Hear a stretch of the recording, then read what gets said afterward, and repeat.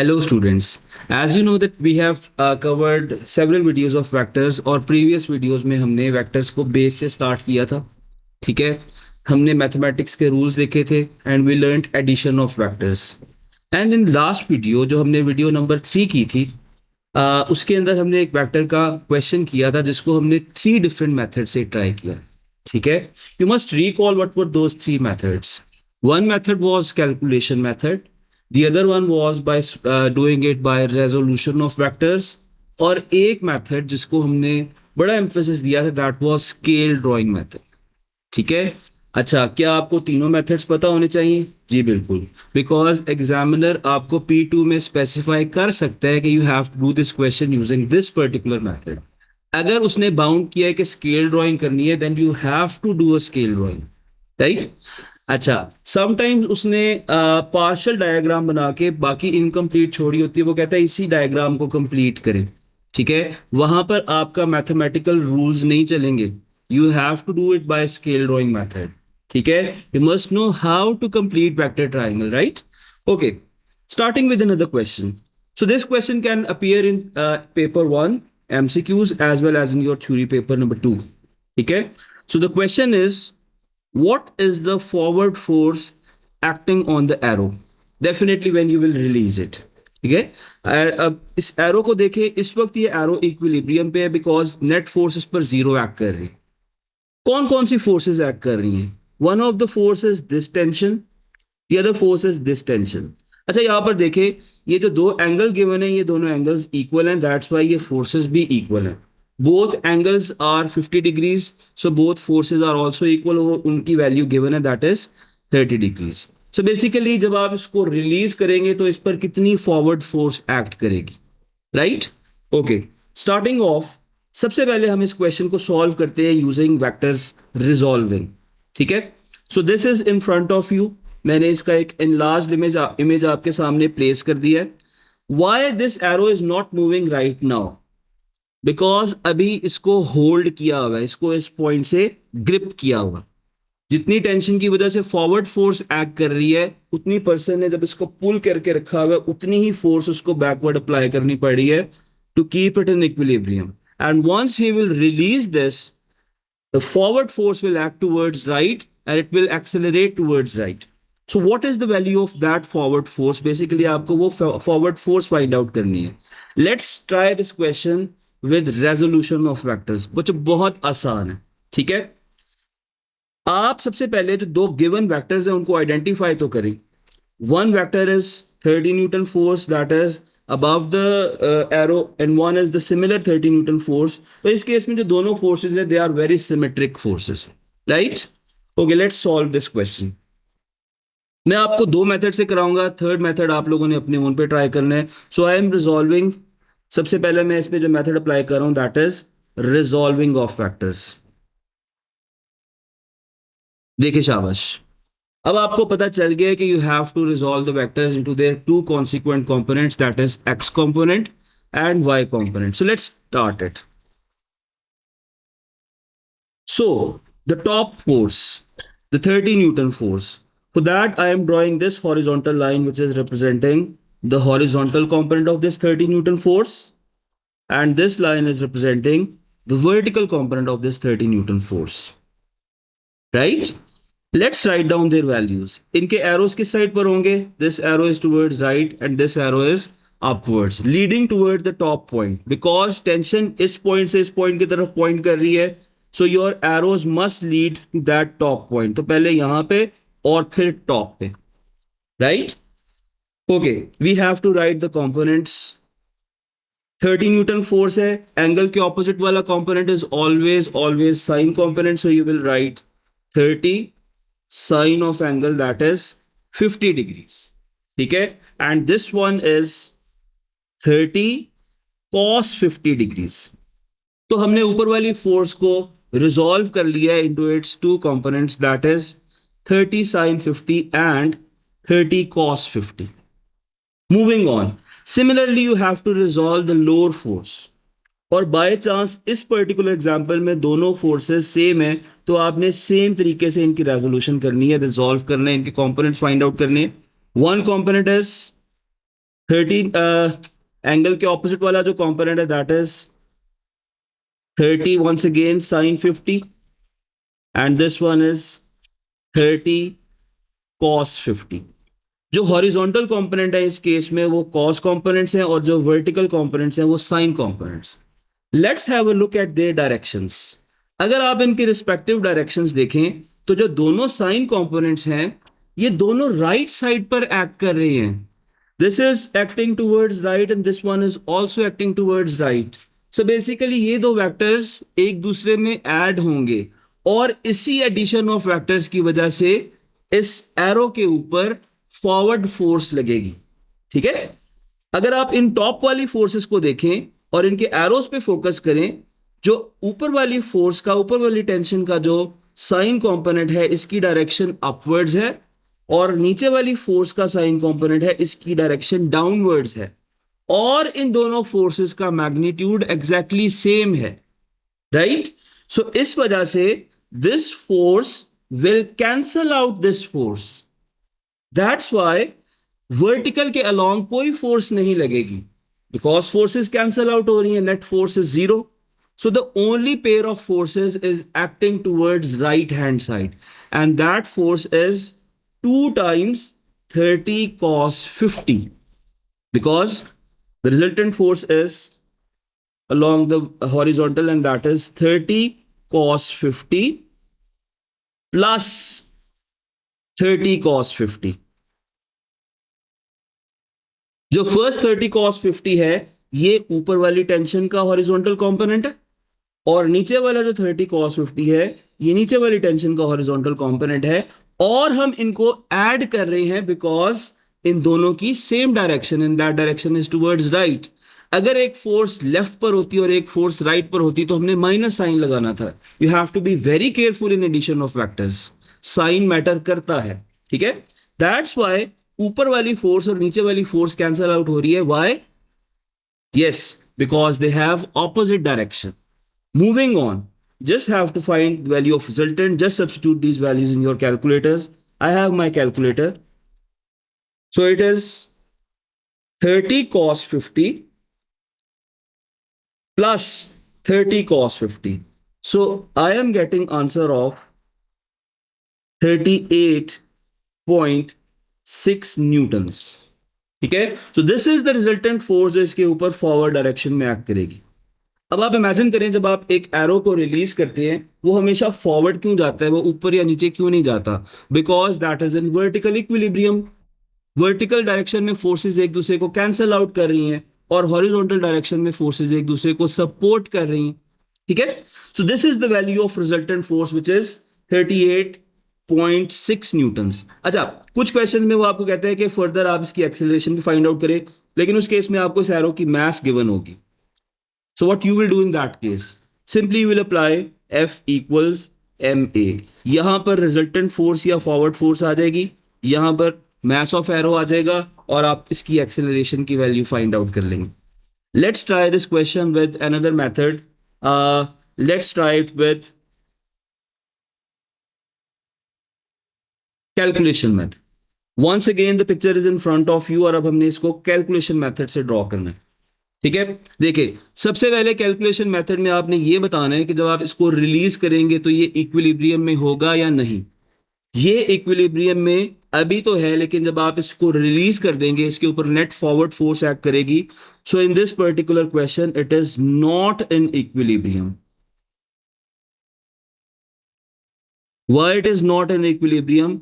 अभी तो इक्विलिब्रियम पे है, रेस्ट पर है. Forward forces are being balance out by the backward forces. ठीक है. जब आप इसको रिलीज करेंगे तब इसके ऊपर नेट फॉरवर्ड फोर्स एक्ट करेगी जिसको हमने प्रीवियस मेथड से फाइंड आउट किया है, हुज मैग्नीट्यूड इज 38.6 न्यूटन्स. ठीक है. तो आपको ये वाला मेथड यूज करके भी सेम आंसर लेके आना. Okay.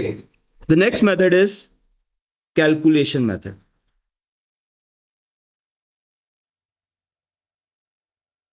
Let's do it using calculation method. So what we will do in calculation method? देखिए शाबाश, आपने साइन कॉस टैन यूज करना है if it is a right angle triangle, और अगर ये राइट एंगल ट्राइंगल ना फॉर्म हुई, you have an option of sine rule and cos rule, but before that you have to just sketch a vector triangle. मैं आपके सामने vector triangle sketch करता हूँ। आप वीडियो को पॉज करके अपनी वेक्टर ट्राइंगल भी स्केच कर सकते हैं और कंपेयर कर सकते हैं, बट फॉर नाउ आप मेरी वीडियो को देखेंगे, शाबाश। आप देखेंगे कि this is one force, this is the upper tension, ठीक है। The angle of this with the horizontal is 50 degrees and its magnitude is 30 Newton's. Okay, what about the other force? जो नेक्स्ट फोर्स है वो 30 newton force है।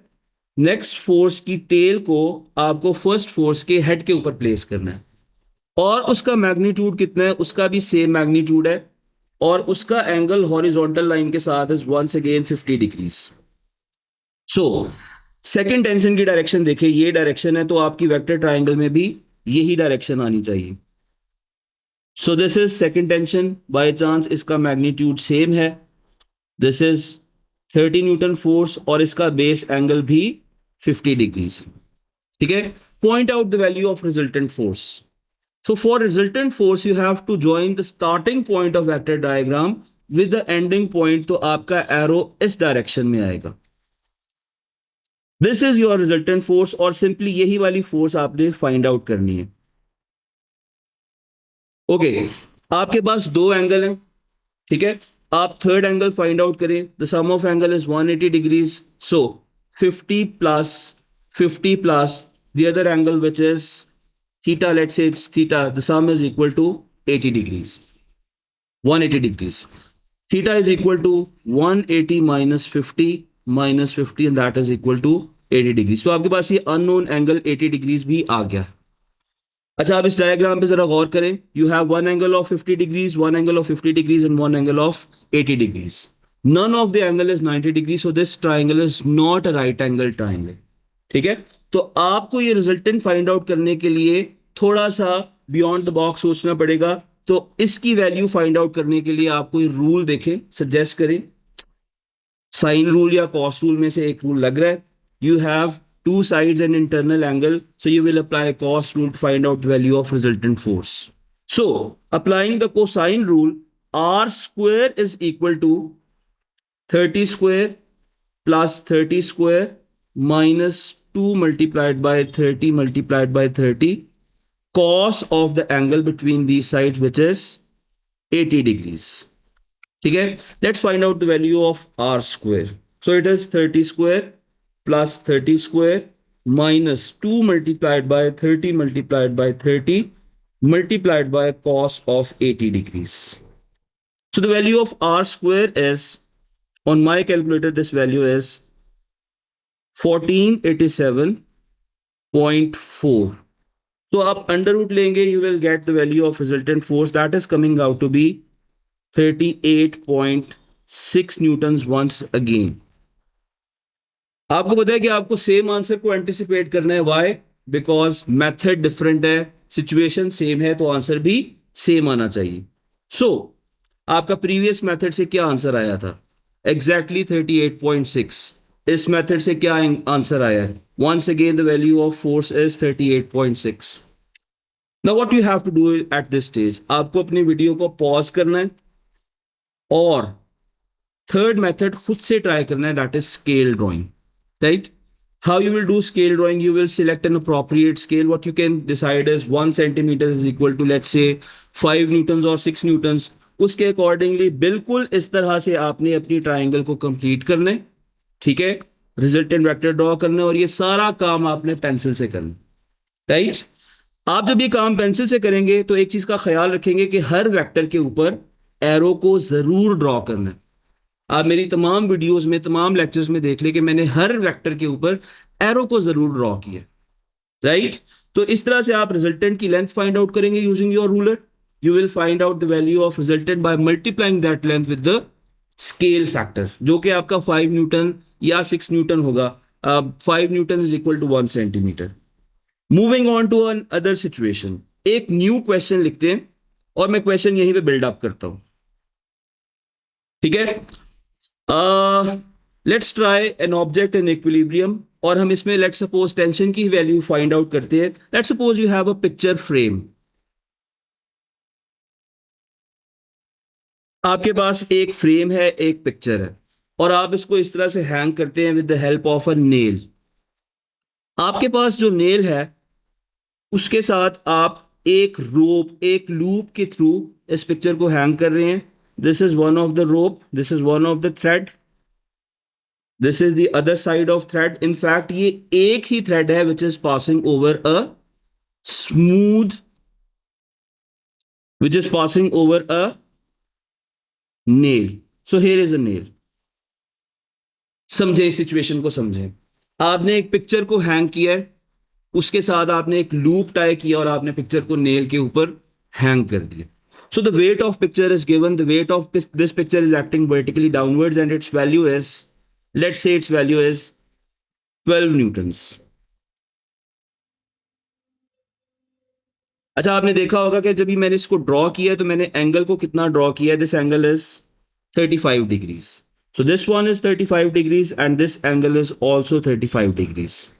आप लोग anticipate कर रहे होंगे कि आपको टॉप वाला एंगल पता चल गया, लेकिन आपको टॉप वाला एंगल यहां पर नहीं चाहिए, वेक्टर ट्राइंगल के अंदर चाहिए. Okay, what is the situation and what is the question here? The question is you have to find the value of tension in the each part of string. This tension and this tension, you have to find this values of tension. What you will do for that? आप सबसे पहले situation को analyse करें. आप देख रहे हैं कि ये दोनों बेस एंगल्स जो हैं ये इक्वल हैं,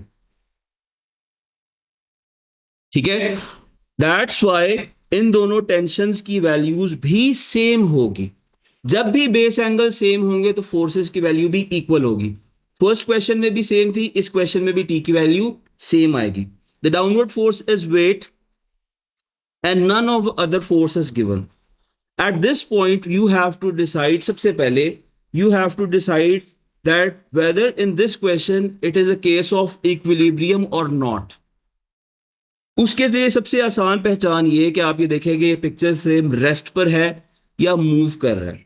अगर ऑब्जेक्ट रेस्ट पर होता है या कांस्टेंट वेलोसिटी से मूव करता है तो वो इक्विलिब्रियम में होता है. This is a case of, yes, this is a case of equilibrium. This is a case of equilibrium. इसका मतलब यह है कि इस फ्रेम के ऊपर जो रिजल्टेंट फोर्स एक्ट कर रही है, that resultant is zero. No resultant force because it is in equilibrium. जब भी एक ऑब्जेक्ट इक्विलिब्रियम में होता है तो रिजल्टेंट फोर्स भी जीरो होती है और रिजल्टेंट मूवमेंट भी जीरो होता है. Okay, moving on. What you have to do is you have to complete a vector triangle, but before doing that you will write a note with me. So whenever an object is in equilibrium, the arrows in the vector diagram will follow each other. Will follow each other. इसका क्या मतलब है? इसका मतलब exactly तब समझ आएगा जब मैं इसकी वेक्टर डायग्राम की ट्राइंगल ड्रॉ करूंगा. They will follow each other का सिंपल मतलब ये है या तो सारे के सारे वेक्टर्स क्लॉकवाइज होंगे या सारे के सारे वेक्टर्स वेक्टर ट्राइंगल में एंटी क्लॉकवाइज होंगे. देखिए क्यों. This is a random triangle. For example ये तीन वेक्टर्स हैं. This is vector A, this is vector B and this is vector C. Let's assume कि मैंने किसी भी एक सिंगल पॉइंट से वेक्टर डायग्राम को ड्रॉ करना स्टार्ट किया. That could be this point, this point, this point. Let's assume कि मैंने वेक्टर ट्राइंगल को इस पॉइंट से ड्रॉ करना स्टार्ट किया. आप इस पॉइंट को अगर नहीं कंसिडर करना चाहते, consider any of the other corner. अगर मैंने इस पॉइंट से स्टार्ट किया तो सबसे पहले मैंने वेक्टर ए ड्रॉ किया, ठीक है. वेक्टर ए के हेड के ऊपर वेक्टर बी की टेल प्लेस की और वेक्टर बी के हेड के ऊपर वेक्टर सी की टेल प्लेस की. और इस पॉइंट से मेरी वेक्टर ट्राइंगल बनना स्टार्ट हुई थी और इसी पॉइंट पर मेरी वेक्टर ट्राइंगल एंड भी हो रही. And you all know from O levels, you know that starting point और एंडिंग पॉइंट सेम होगा तो रिजल्टेंट जीरो होगा. मैं आपको रिकॉल करवाता हूं. आप लोगों ने पढ़ा था कि अगर डिस्प्लेसमेंट का स्टार्टिंग पॉइंट और एंडिंग पॉइंट सेम हो तो नेट डिस्प्लेसमेंट या सिंपली डिस्प्लेसमेंट की वैल्यू जीरो होती है. रिकॉल करें, displacement is a vector quantity. The forces are also vector quantity. तो जो स्टार्टिंग पॉइंट वही एंडिंग पॉइंट, स्टार्टिंग पॉइंट का एंडिंग पॉइंट से क्या डिस्टेंस है, zero. That's why the value of resultant force भी जीरो आएगी। अब क्वेश्चन ये है कि सारे के सारे एरोस क्लॉकवाइज होंगे या एंटी क्लॉकवाइज होंगे, ये कैसे पता चलेगा। अब क्वेश्चन ये है कि सारे के सारे एरोस क्लॉकवाइज होंगे या एंटी क्लॉकवाइज होंगे, ये कैसे पता चलेगा। वेक्टर डायग्राम ड्रॉ करना स्टार्ट करते हैं, सब कुछ पता चल जाएगा। So basically firstly we will do this using calculation method. ठीक है, हम t की वैल्यू फाइंड आउट करेंगे यूजिंग द कैलकुलेशन मेथड। उसके लिए हमें एक वेक्टर ट्राइंगल कंप्लीट करनी है, एंड फॉर दैट सबसे पहले वो वाली फोर्स बताइए जो फोर्स गिवन है। That force is 12 Newton force. ठीक है, मैं डायग्राम को कॉपी कर रहा हूं ताकि मैं नेक्स्ट पार्ट में इसको प्लेस कर सकूं। ओके, जो फोर्स नोन है सबसे पहले नोन फोर्स को ड्रॉ कर दें। So known force is weight. Weight is 12 Newton and that 12 Newton force is acting vertically downwards. So this is a vector, this is a line representing a 12 Newton force. अब कौन सी force draw करनी है, पहले ये वाली tension draw करनी है या ये वाली। Students it's entirely up to you, आप कोई भी फोर्स को पहले ड्रॉ कर सकते हैं और किसी को भी सेकेंडली ड्रॉ कर सकते हैं। तो सबसे पहले मैं सिलेक्ट कर रहा हूं कि मुझे ये राइट साइड वाली फोर्स ड्रॉ करनी है। Okay, what is the angle of this force with the vertical. Horizontal के साथ तो इसका एंगल 35 डिग्रीज है, तो वर्टिकल के साथ इसका एंगल होगा 90 माइनस 35, दैट इज 55 डिग्रीज। अच्छा, आपको सिर्फ स्केच करना है बिकॉज अभी तक आप ड्राइंग मेथड नहीं कर रहे, this is sketching method. So at an angle of 55 degrees मेरा रूलर जो है ये हॉरिजॉन्टल के साथ एंगल शो करेगा, तो मैं 35 ही ड्रॉ करूंगा। तो मैंने इसको 35 पे सेट कर लिया है। This is a line representing the tension that is pointing towards right.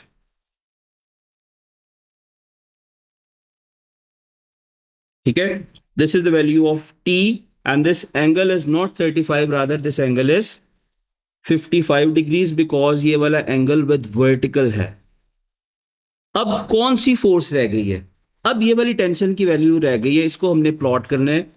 But mind it के आपका ये वाला पॉइंट स्टार्टिंग पॉइंट था, आपकी वेक्टर ट्राइंगल भी एग्जैक्टली इसी पॉइंट पर एंड करनी चाहिए। तो आप नेक्स्ट टेंशन को ड्रॉ करेंगे और आपको पता चल गया कि वो आपने एंगल कितना ड्रॉ करना है, that angle would be 55 degrees. So here it is, this is the next tension जो आपने लेफ्ट साइड पर ड्रॉ की हुई है, and this angle is 55 degrees once again. तो बेसिकली आपको पता चल गया होगा कि इस टेंशन का वैल्यू और इस टेंशन की वैल्यू सेम आएगी। ओके, एक रिमेनिंग एंगल है, इस एंगल को फाइंड आउट कर लेते हैं। This angle must be 180 minus 55 minus 55, तो this angle is coming out to be 70 degrees. Now you are anticipating कि आप किसी एक भी टेंशन की वैल्यू फाइंड आउट कर लें तो आप दूसरी टेंशन की वैल्यू इजीली फाइंड आउट कर सकते हैं। But what you will do in this case, सबसे पहले देखें कि आप इसके ऊपर साइन कॉस या टैन अप्लाई कर सकते हैं। Is it a right angle triangle, no, none of the angle is 90 degrees, so this is not a right angle triangle. So what is the option you have, you can apply sine rule or cos rule. So इस case में आप इसके ऊपर easily sine rule apply कर सकते हैं, although cos rule भी apply कर सकते हैं। अप्लाई करके देखिएगा, उससे भी आपका आंसर आ जाएगा। So applying sine rule is 12 divided by sine 70 is equal to tension t divided by sine 55। और अगर आपने दूसरी टेंशन के लिए लिखना है तो उसके लिए भी लिख लें, that is tension t divided by sine 55। ये थर्ड एक्सप्रेशन लिखने की ऐसा ज़रूरत नहीं है बिकॉज इन दिस केस दोनों टेंशंस के मैग्नीट्यूड की वैल्यू सेम है। So what we will do is we will simplify this expression for t। t is equal to, मैं फर्स्ट एक्सप्रेशन में से और सेकंड में से t को सब्जेक्ट ऑफ फॉर्मूला बना रहा हूं। t is equal to 12 sine 55 divided by sine 70. So picking up calculator and substituting the values, 12 sine 55 degrees divided by sine of 70 degrees. The answer you are getting for the value of tension is 10.5 newtons. ठीक है, 10.5 newtons. So the value of both tensions is 10.5 newtons. Recall करें और कौन से methods है आपके पास इस question को सॉल्व करने के लिए. You can use component of vectors. मैंने प्रीवियस डायग्राम में कंपोनेंट्स ऑफ वेक्टर्स आपको बता दिया है, तो इस केस में जस्ट हिंट दे रहा हूं. इस वाले पार्ट में जो आपने खुद से काम करना है, जो खुद से मेथड सॉल्व करना है, that is component of vectors. कैसे करेंगे? दोनों टेंशंस को रिजॉल्व कर लेंगे. ठीक है, दोनों के horizontal components inward point out कर रहे हैं, ऑपोजिट डायरेक्शन में पॉइंट आउट कर रहे हैं, तो कैंसल आउट हो जाएंगे. और दोनों के इस केस में वर्टिकल कंपोनेंट्स अपवर्ड पॉइंट कर रहे हैं, तो ऐड हो जाएंगे. This is your job to complete components method for this component method for this particular question. मैं आपको ड्राइंग मेथड में असिस्ट कर सकता हूं. So let's do drawing method for this particular question. For that, once again, I am adding in the diagram. So this will help us to draw the triangle. देखिए शाबाश. For drawing method, firstly you have to select an appropriate scale. ठीक है? तो in my case, I think the appropriate scale is 1 centimeter is equal to 12 newtons. 1 centimeter is equal to 1 centimeter is equal to 2 newtons. बड़ा decent सा scale बनेगा, because for the force of 12 newton you will have to draw a line of 6 centimetres. और फिर आगे क्या करेंगे मैं आपको बताऊंगा. सो फर्स्टली आप 6 सेंटीमीटर्स की लाइन ड्रॉ करेंगे and that line will represent the value of weight. देखिए शाबाश. Starting from this point, 1, 2, 3, 4, 5 and 6. थोड़ा सा टाइम मुझे भी लग रहा है, because I am using scale in a live class. This is representing weight and this vector has a length of 6 centimetre. 6 multiply by 2 is 12 newtons. Okay, अब कौन सी force draw की जाए? पहली वाली डायग्राम में मैंने राइट साइड वाली force पहले ड्रॉ की थी. अब मैं लेफ्ट साइड, चले जगह के हिसाब से राइट साइड वाली ही दोबारा से ड्रॉ कर रहा हूं पहले. तो इस राइट साइड वाली फोर्स का वर्टिकल के साथ क्या एंगल बन रहा है? The angle of this force with the vertical is 55 degrees. Right? So 55 degrees के एंगल पे आपको लाइन ड्रॉ करनी है विद द वर्टिकल. लेकिन इस बात को माइंड में रखिएगा कि ये आपकी ट्राइंगल का स्टार्टिंग पॉइंट है, तो यही आपकी ट्राइंगल का एंडिंग पॉइंट भी होगा. देखिए शाबाश. At an angle of 55 degrees, तो हॉरिजॉन्टल के साथ जो एंगल होगा that would be 35 degrees. I am drawing a line of कितनी लेंथ? लेंथ का नहीं पता, तो फिर क्या करें? This is a trap. यहां पर आप कंफ्यूज होते हैं.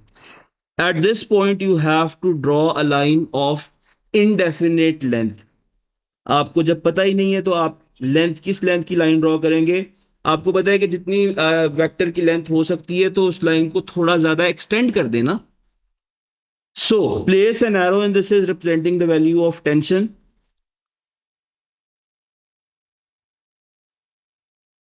And you know this angle is 55 degrees.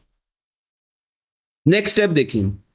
आपको पता है कि ये जो पॉइंट है ये वेक्टर का स्टार्टिंग पॉइंट है, तो वेक्टर ट्राइंगल इसी पॉइंट पर, एग्जैक्टली इसी पॉइंट पर आकर एंड भी होनी है. तो जब ये वाली टेंशन को आपने प्लेस करना है, तो ये एग्जैक्टली फर्स्ट वेक्टर की टेल के साथ आकर मीट होगी, बिकॉज वहां पर आपका वेक्टर एंड हो रहा है. So we have to draw the tension so that its head must end at the starting point. देखिए शाबाश. ये वाला एंगल वर्टिकल के साथ 55 होगा, और आपने 55 डिग्रीज के एंगल पे लाइन को ऐसे ड्रॉ करना है कि ये एंड होगी स्टार्टिंग पॉइंट के साथ. तो बेसिकली इस लाइन को हमने यहां से इस डायरेक्शन में ड्रॉ नहीं किया बल्कि रिवर्स में ड्रॉ किया because we knew the ending point. Now what you have to do with the extra lengths, आप इन एक्स्ट्रा लेंस को अरेज भी कर सकते हैं, ठीक है, बट स्टिल मैंने थोड़ी सी ड्रॉ किए रखी है बिकॉज एग्जामिनर को ये इंप्रेशन जाएगा because that is a part of process, part of doing this drawing method. So here you have your third vector which is once again T. ठीक है, आपकी वेक्टर ट्रायंगल कंप्लीट हो चुकी है. जैसा कि मैंने स्टार्ट में बताया था, जब वेक्टर्स इक्विलिब्रियम में होते हैं all the arrows follow each other.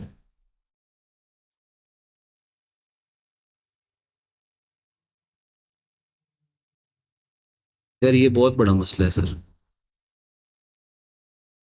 जैसा कि मैंने आपको स्टार्ट में बताया था कि all the arrows follow each other, तो जरा गौर करें, जो आपका स्टार्टिंग पॉइंट है, about this point all three arrows are in clockwise direction.